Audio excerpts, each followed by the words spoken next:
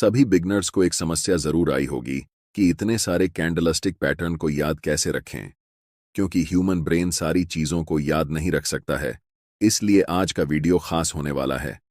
इस वीडियो को देखने के बाद मेरा आपसे वादा है कि आपको कोई भी कैंडलस्टिक पैटर्न याद रखने की जरूरत नहीं पड़ेगी। सच कहूं तो आपको याद रखने की जरूरत भी नहीं है।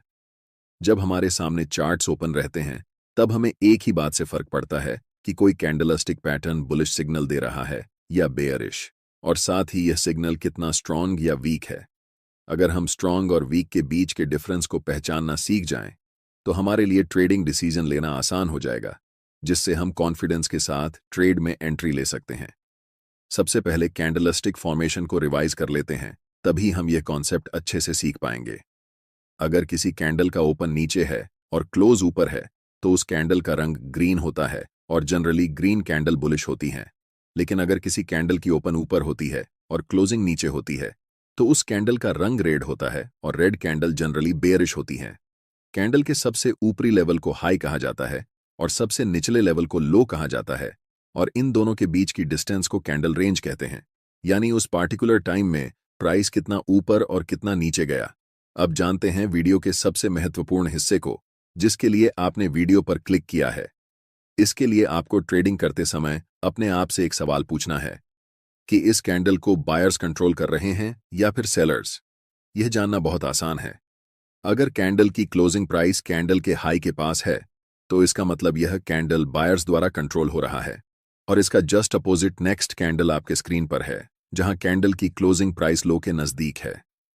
इसका मतलब है कि यह कैंडल सेलर्स द्वारा कंट्रोल हो रहा है। चलिए एक और कैंडल देखते हैं।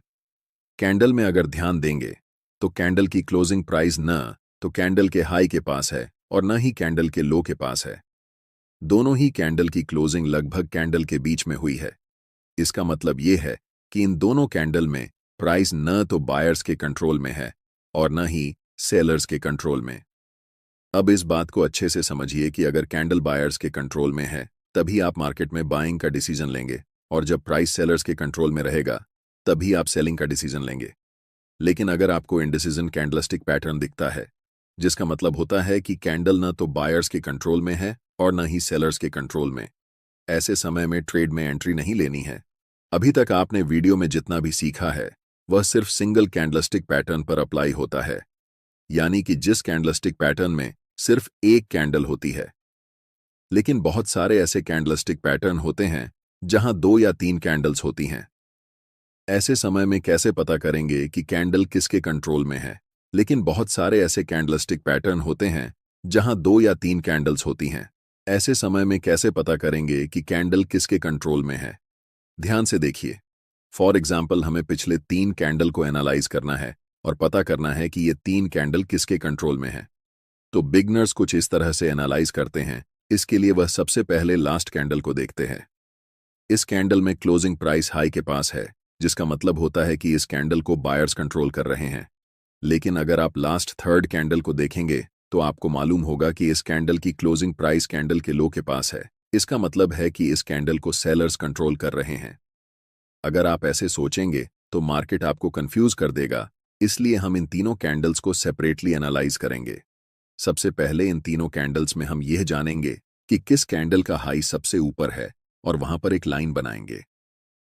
नेक्स्ट हम जानेंगे कि इन तीनों कैंडल्स में लो सबसे नीचे किस कैंडल का है और वहां पर भी एक लाइन बनाएंगे। अब हम इन तीनों कैंडल्स में पहले कैंडल की ओपनिंग को पहचानेंगे और वहां पर भी एक लाइन बनाएंगे, और अंत में थर्ड कैंडल जो लास्ट कैंडल है उसका क्लोजिंग प्राइस पहचानकर लाइन बनाएंगे। अब हम इन तीनों कैंडल्स को मिलाकर एक फाइनल कैंडल बना सकते हैं। हाई और लो के बीच में कैंडल की विक होगी। नेक्स्ट ओपन और क्लोज के बीच में कैंडल की बॉडी होगी। लास्ट कैंडल की ओपन नीचे है और क्लोज ऊपर है तो उस कैंडल का रंग ग्रीन होगा। लेकिन अगर कैंडल की ओपन ऊपर रहती और क्लोज नीचे तो हम उस कैंडल का रंग रेड रखते। अब हमारे पास फाइनल कैंडल है। अंत में आपको यह जानना है कि फाइनल कैंडल की क्लोजिंग प्राइस हाई के पास है या फिर लो के पास। अगर हाई के पास है मतलब बायर्स कैंडल को कंट्रोल कर रहे हैं। लेकिन अगर यही कैंडल की क्लोजिंग प्राइस लो के पास होती तो इस कैंडल को सेलर्स कंट्रोल कर रहे होते। अगर आप इस कॉन्सेप्ट को नहीं जानते तो आप इन तीनों कैंडल को देखते और इसे आप मॉर्निंग स्टार कैंडलस्टिक पैटर्न कहते। लेकिन अब इस कैंडल के नाम याद रखे बिना आप इस कैंडल को बता सकते हैं कि यह कैंडल बायर्स द्वारा कंट्रोल हो रहा है, इसलिए हमें यहां पर मार्केट में बाइंग डिसीजन बनाना चाहिए। एक बड़ी गलती जो लगभग सभी बिगनर ट्रेडर्स करते हैं, इस उदाहरण को ध्यान से देखिए। चार्ट्स में लास्ट 2 कैंडल ग्रीन कलर के बने हैं।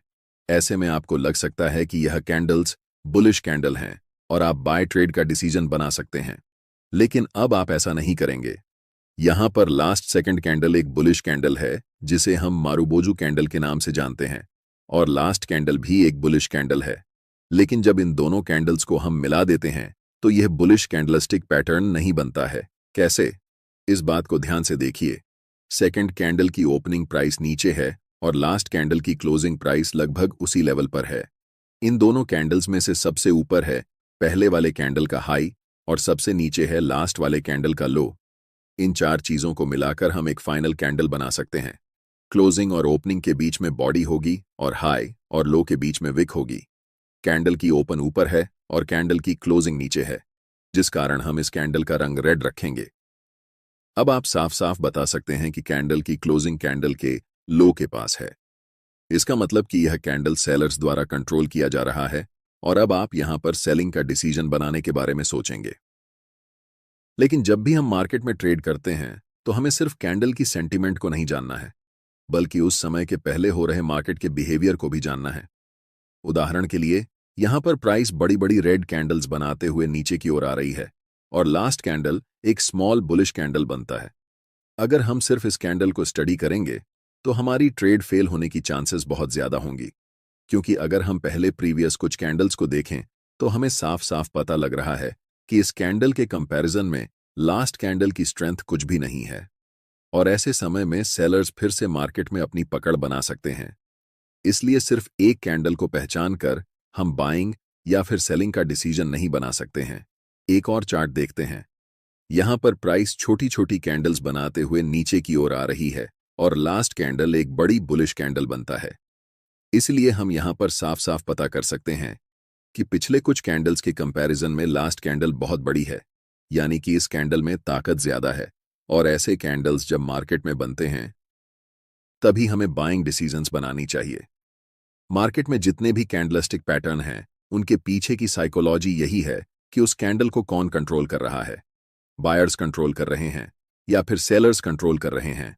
आशा करता हूं कि अब आपको कोई भी कैंडलस्टिक पैटर्न याद रखने की जरूरत नहीं पड़ेगी। इस वीडियो को बनाने में बहुत मेहनत लगी है, तो एक लाइक जरूर कर दें, और अगर फ्री में प्राइस एक्शन सीखना है तो चैनल को सब्सक्राइब जरूर कर लें।